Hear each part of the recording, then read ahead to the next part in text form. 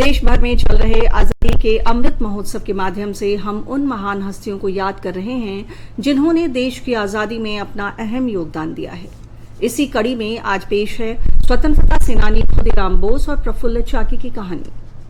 30 अप्रैल को खुदीराम बोस और प्रफुल्ल चाकी ने उस वाहन पर हमला कर दिया था जो उनके विचार से मजिस्ट्रेट किंग्सफोर्ड को लेकर जा रहा था। मजिस्ट्रेट किंग्सफोर्ड बंगाल के स्वतंत्रता सेनानियों के विरुद्ध अपने क्रूर फैसलों के कारण क्रांतिकारियों के निशाने पर था। भारतीयों को अमानवीय शारीरिक दंड और यातनाएं देने के कारण भी वो काफी बदनाम था। इसे लेकर लोगों में किंग्सफोर्ड के विरुद्ध बड़ा रोष था और क्रांतिकारियों ने इसका बदला लेने की योजना बनाई। किंग्सफोर्ड को मारने के लिए खुदीराम बोस और प्रफुल्ल चाकी को चुना गया।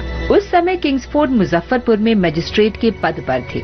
ब्रिटिश खुफिया अधिकारियों से बचने के लिए खुदीराम और प्रफुल्ल ने अलग नाम अपनाए। खुदीराम ने अपना नाम हरेन सरकार और प्रफुल्ल चाकी ने दिनेश चंद्र रॉय रखा। उन्होंने मजिस्ट्रेट की दैनिक गतिविधियों का जायजा लिया। दोनों क्रांतिकारी 3 सप्ताह से भी अधिक समय तक बड़ी सफलता से अपनी पहचान छिपाए रहे।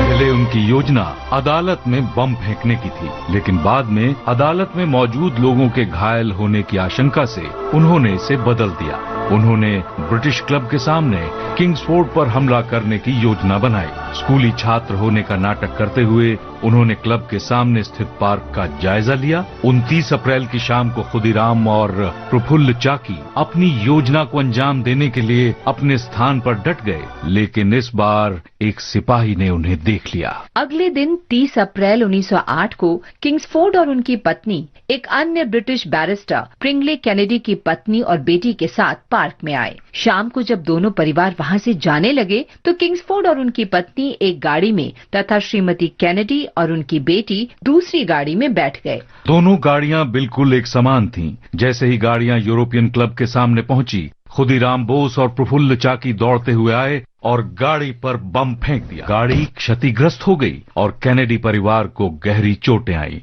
मजिस्ट्रेट किंग्सफोर्ड भाग्यशाली रहा और हमले से बच गया। खुदीराम बोस और प्रफुल्ल चाकी पकड़े जाने से बचने के लिए वहां से भाग निकले। पुलिस ने खुदीराम को समस्तीपुर जिले के वैनी रेलवे स्टेशन से गिरफ्तार कर लिया, लेकिन प्रफुल्ल चाकी ने पुलिस द्वारा पकड़े जाने से पहले ही खुद को गोली मारकर आत्मोत्सर्ग कर दिया।